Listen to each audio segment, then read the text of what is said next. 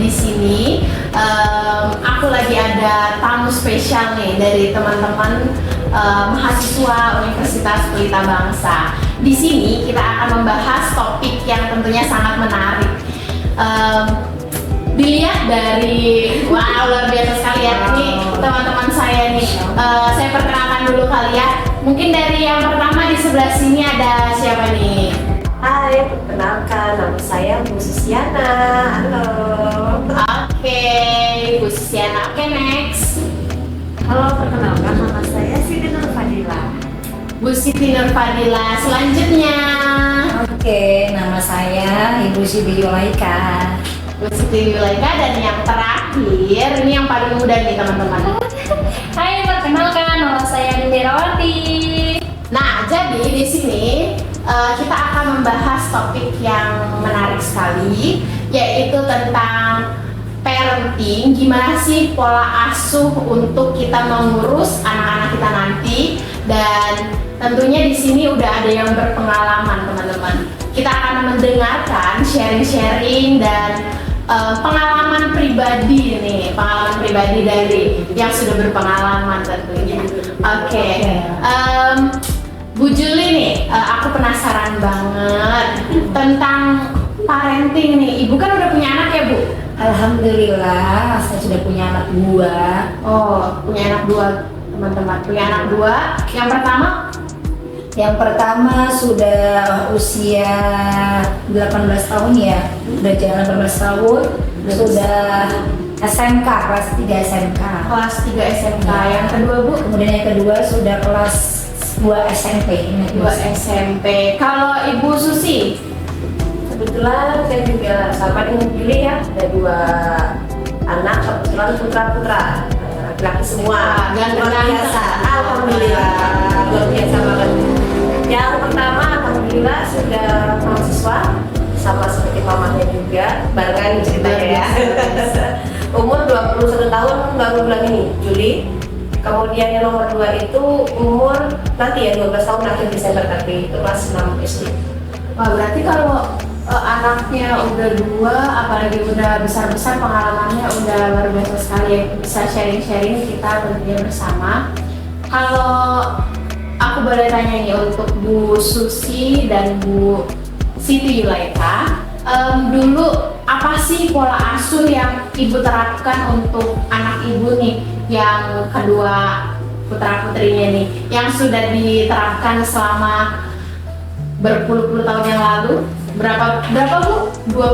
18 tahun, 17 tahun yang lalu. Itu apa sih Bu? Pola asuh seperti apa yang Ibu terapkan untuk anak Ibu? Boleh sharing-sharing nggak ke kita semua? Ya, terima kasih Mbak Rita. Kebetulan alhamdulillah saya punya anak dua ini. Alhamdulillah anaknya itu Masya Allah ya, nurut. Wah, Alhamdulillah. Anaknya nurut seperti mamanya ya. Amin. Jadi saya merasa untuk parentingnya nggak begitu banyak kendala ya Mbak Rita ya. Jadi anaknya itu tapi cenderung saya yang salah dari saya itu, saya dulu sukanya ini ya, harus mengikuti kemauan saya gitu. Nah, jadi misalkan anak ini contohnya sekolah misalkan ya, mau sekolah di mana gitu, masih mengikuti pikiran saya gitu, aturan saya gitu. Jadi anak saya itu salah satu itu kendalanya ya, anak saya itu belum bisa menentukan kayak pengennya kemana, ini arahnya kemana gitu. Jadi masih itu, jadi kayak terkesan saya ini ya diktator, apa sih namanya ya, otoriter ya, termasuk aku ya. Jadi anak-anak itu ngikutin apa maunya saya, seperti itu. Karena mereka tuh belum bisa punya pemikiran sendiri gitu, teman-teman. Jadi harus selalu diarahkan gitu. Misalkan kan ada anak yang aku mau sekolah di sini mah, atau aku mau ini di sini gitu. Jadi anak saya itu belum ada itu arah ke sana gitu loh, belum harus terus dibimbing. Jadi tapi untuk parentingnya anak saya alhamdulillah dua-duanya itu anak yang nurut ya, tidak banyak kendala lah untuk masalah parenting anak. Jadi kalau Bu Siti sendiri berarti saya tarik kesimpulan tipe orang tua yang otoriter. Banyak sih ya, Mbak Dila Sebenarnya sama. nggak bagus ya kayak gitu ya. Iya. Tapi biasanya generasi-generasi Sebu Siti memang kayaknya banyak yang menganut parenting seperti itu ya. Kalau untuk Bu Susi sendiri nih, Kebetulan Gimana? sih nggak jauh ya dari Bu Zuleka ya. Kalau saya itu mungkin sekarang termasuk parenting VOC ya. wah luar biasa. Waduh, Ngeri banget. Karena yang Tapi nggak sampai disiksa ya nanya juga. Iya. Alhamdulillah masih batas lah, masih batas wajar lah ya menurut saya. Kebetulan saya dulu kecil ikut mbak saya ya. Kebetulan mbak saya itu mungkin karena ABRI ya, jadi angkatan. Jadi disiplin itu tetap saya terapkan ke anak saya. Kebetulan anak saya kan luar biasa, masya Allah banget, cowok-cowok. Jadi memang harus ada, kalau saya harus ada pakem, bahasa kita pakem itu harus ada yang diterapkan disiplin gitu. Karena cowok ya, karena cowok. Apalagi kalau cowok itu kan memang harus bener-bener jangan dilepas juga gitu kan, karena memang harus ulur ya? harus tarik ulur kebetulan. Nah kebetulan yang gede, yang besar itu dengan adiknya nomor 2 jaraknya jauh ya. Kebetulan yang pertama itu benar-benar saya terapkan gaya VOC. Dalam arti kamu harus bangun sekian, jam sekian, malam tidak boleh main, jam sekian harus di rumah gitu kan. Terus kayak barang-barang mesti harus tertib, ambil di situ, balikin ke situ lagi. Sebelum masuk rumah orang, kalau belum orang itu keluar, jangan main masuk aja, kan ada yang seperti itu ya. Kebetulan alhamdulillah anak saya juga yang nomor 2 tidak jauh, tapi mungkin yang nomor 2 agak longgar dikit, gak terlalu VOC banget gitu. biasa begitu ya, kalau nomor 1 tuh Iya. tekanan. Iya. Alhamdulillah untuk nomor 1 dan nomor 2 untuk tertib ya, alhamdulillah. Untuk di rumah pun kayak mereka mau pergi kemana gitu. Untuk yang besar pun sampai sekarang masih, walaupun sekarang dia sudah ngekos sendiri ya, tapi kadang masih sering ada komunikasi. Ma boleh nggak aku kesini gitu? Izin gitu. Karena memang dari kecil kami menerapkan prinsip mau kemanapun tetap izin orang tua. Walaupun kamu mau sama siapapun tetap izin orang tua. Karena izinnya orang tua itu adalah berkah buat dia kehidupan nanti. Luar biasa. Tapi kan kalau parenting harus ada ini ya, kerjasama antara si orang tua laki-laki dan orang tua perempuan ya. Betul. Nah, tadi kita udah dengerin nih pengalaman-pengalaman dari yang sudah berpengalaman. Nah, mau tanya nih untuk yang di tengah, yang pakai baju, yang pakai almen, yang pakai hijau-hijau. Oke, Mbak Dila nih, Saudara ya. kira-kira kalau nanti Tuhan sudah memberikan momongan, kira-kira pola asuh apa sih yang akan diterapkan untuk anak Mbak Dila? Kalau saya nih ya, kalau Ibu Siti Zulaika kan tadi ikut apa kata Ibu gitu ya. Kalau ini juga ya seperti itu ya kurang lebihnya. Tapi kalau saya mengikuti itu usia. Jadi kalau misalkan usia dari 0 sampai 6 tahun, memang mereka harus mengikuti saya. Apalagi kalau perempuan. Jadi kalau anak usia dini itu yang perempuan itu memang harus kita orang tuanya itu yang mengatur gitu. Misalkan kayak baju atau apa saya yang memilihkan atau sekolah misalkan, gak usah menanyakan kamu mau sekolah di mana dek, TK-nya mau di mana, saya yang akan memilihkan sekolah. Iya, Jadi untuk pendidikan nanti saya yang akan memilihkan karena mereka kan masih kecil, Iya, jadi belum tahu gitu. Biasanya anak kecil kan hanya bisa, oh aku mau sekolahnya di sini yang ada mainannya gitu kan. Mereka tuh tidak tahu, nggak tahu tentang keunggulan sekolah itu, nggak tahu tentang bagaimana fasilitas ataupun pembelajaran di sekolah itu.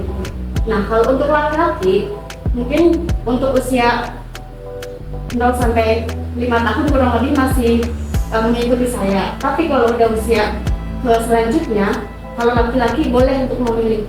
Karena nanti kalau yang perempuan kan nanti akan ikut suami nih. Perempuan harus nurut sama suami gitu. Kalau laki-laki itu tuh harus dia yang menjadi pemimpinnya, jadi harus belajar dari kecilnya itu dia harus menentukan Fondasinya ya, fondasinya. Iya, jadi antara laki-laki dan perempuan berbeda gitu cara asuhnya, pola asuhnya gitu. Kemudian untuk usia selanjutnya bisa misalkan udah usia 10 tahun bisa jadikan teman gitu. Jadi mereka itu kayak tidak aku diatur-atur dulu nih gitu. Jadi kita caranya juga yang nggak kaku-kaku amat lah gitu. Itu rencana saya ya. Gitu. Asli dong. Belajarnya seperti itu sih kan. Kalau secara agama juga memang secara agama Islam juga kan memang kita harus mengajarkan sejak dini untuk anak perempuan dan anak laki-laki itu seperti apa yang tadi saya sebutkan. Luar biasa. Jadi mengikuti banget ya, jadi ada perbedaan-perbedaan ya. Yang terpenting juga untuk anak usia dini itu ya khususnya itu akhlaknya ya, yang diutamakan ya. Akhlak adabnya itu yang paling penting menurut saya. Ya, itu yang paling pertama ya. Ya karena fondasi itu memang dari kecil. Kalau dari kecil sudah maaf ngomong dibiarkan, itu akan terbiasa dia sampai nanti mungkin SD ya. SD itu biasanya kelihatan nanti SD-nya anak itu. Anak itu tertib apa enggaknya itu kelihatannya di SD. Mungkin kalau masih PAUD masih iya masih bisa diarahkan. Tapi kalau nanti SD itu biasanya kelihatan banget. Itu anak nggak bisa diatur kelihatan. Jadi sebenarnya pendidikan itu memang perlu dari dasar. Apalagi kita sebagai pendidikan kita guru TK ya namanya, itu memang harus sejak ini kita ajarkan kalau mungkin di Islam itu akhlak ya, akhlaknya, terus jangan cuma kamu ini tapi tetap harus ada akhlaknya. Jadi akhlak itu memang tujuan utama kita tuh ngajarin akhlaknya supaya nanti kedepannya dia itu lebih baik lagi, lebih bagus lagi seperti itu sih.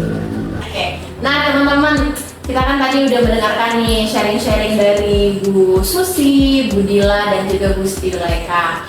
Sekarang aku juga penasaran, sampai salah ngomong, aku juga penasaran banget nih, kalau dari Gen Z nih yang paling muda di antara kita nih,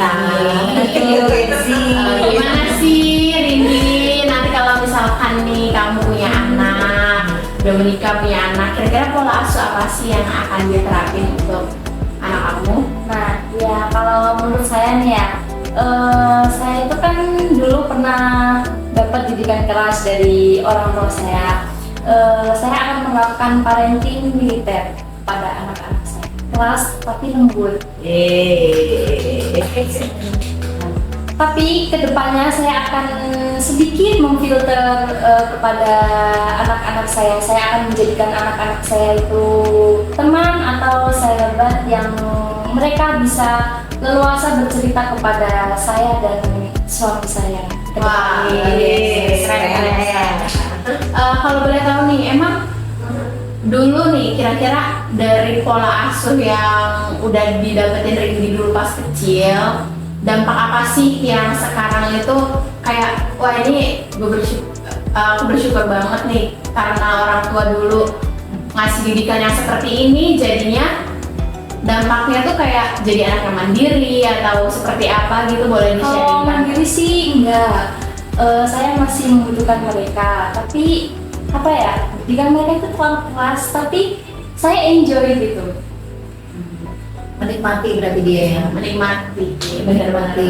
Dan mungkin itu manfaatnya sekarang bisa kita rasakan ya India. Ya.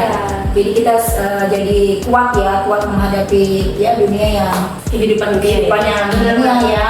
Jadi kita tumbuh jadi anak yang kuat dan mandiri. Tapi ada beberapa hal yang aku bisa kembangkan dari pemikiran aku tadi itu, disiplin dan konsisten, bukan keras tapi lembut seperti tadi. Akan tetap tumbuh batasan, mereka itu butuh didikan dari saya dan Kelak suami ya, calon suaminya. Betul. Oke, luar biasa banget ya kalau dari sisi Gen Z juga kita udah denger nih pola asuh gimana sih yang bakal diterapin ya. Kalau boleh sharing-sharing lagi nih, aku penasaran banget nih sama siapa ya? Kalau Mbak Dila sendiri nih, dulu pola asuh apa sih yang diterapin orang tuanya Mbak Dila ke Mbak Dila gitu? Boleh di-sharing-sharingin nggak sama kita? Boleh. Kalau orang tua saya dulu tuh mendidik saya tuh dibiarin aja sih. Tuh, mungkin bisa otoriter, jadi campuran gitu. Jadi kadang-kadang mereka itu jadi mereka tidak memanjakan saya. Saya itu kayak misalkan untuk apa-apa sendiri gitu. Karena orang tua saya kan bekerja ya. Jadi saya tak bangun tidur sudah tidak ada orang di rumah. Iya, orang tua sih udah pada pergi ke sawah kan, cari kan petani kan. Jadi pas saya bangun udah nggak ada orang, ya udah saya apa sendiri gitu dari sana. Jadi saya tuh merasakan dari orang tua yang apa sendiri, dari orang tua yang membiarkan saya sendiri. Apalagi kalau misalkan saya pengen sesuatu nih, orang tua saya tidak langsung memberikan. Jadi harus ada usaha dari saya gitu. Jadi saya itu disuruh mengerti gitu. Jadi di saat anak-anak, iya di saat anak-anak yang lain pada punya HP, punya ini, punya itu, saya hanya bisa kapan saya punya. Orang tua saya diam gitu, katanya nggak ada uang seperti itu.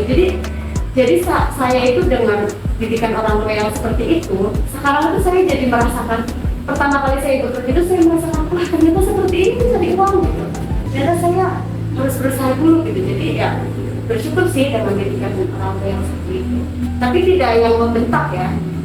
Jadi antara ayah dan ibu saya itu mereka beda-beda sih sebenarnya. Kalau ayah saya itu lebih yang keras itu ibu, yang kalau misalkan apa-apa nggak boleh gitu, maksudnya tidak memberikan gitu. Tapi kalau ayah saya itu yang manjain. Jadi mereka tuh tidak kompak sih sebenarnya. Iya, komparmennya nih berlawanan arah. Iya. Tapi tetap satu tujuannya. Iya, yang satunya keras.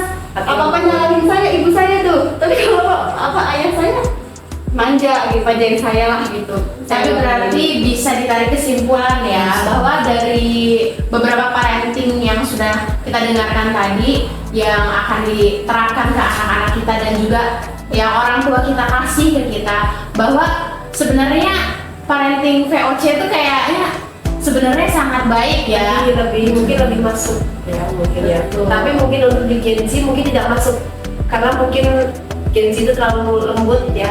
Untuk yang VOC sendiri menurut saya sih tidak ada salahnya ya. Mungkin kesininya kita filter aja. Mungkin kalau yang dulu, kalau ada kan yang zaman dulu yang istilahnya pernah saya dapat juga sih sebenarnya dari kebetulan dari mbak saya juga yang awas kamu kalau nggak belajar ya ada pakai alat sesuatu gitu ya. Mungkin untuk Gen Z sekarang mungkin jangan pakai alat, hanya mungkin suara kita aja yang agak ditinggikan dikit dan dengan cara ayo belajar, mungkin 1 kali 2 kali baru kita boleh tinggi. Mungkin itu yang kita pakai untuk sekarang sih, untuk anak-anak sekarang ya.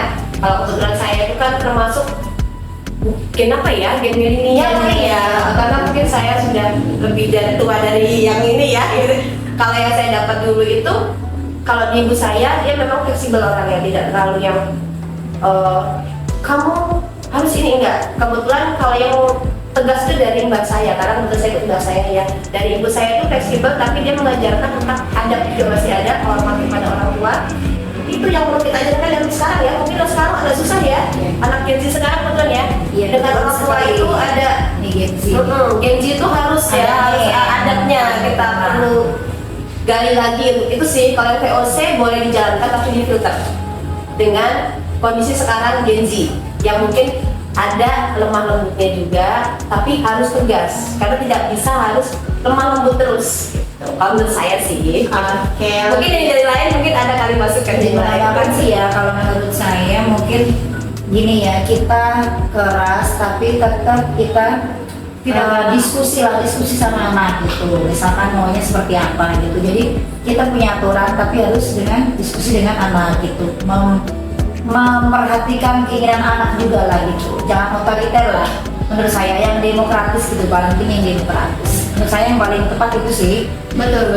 Oke deh. Wah, luar biasa sekali ya, menarik sekali pembicaraan kita, topik kita pada saat ini. Mungkin sekian untuk podcast kita tentang parenting. Nanti kita akan bertemu di lain waktu. Oke, thank you semuanya.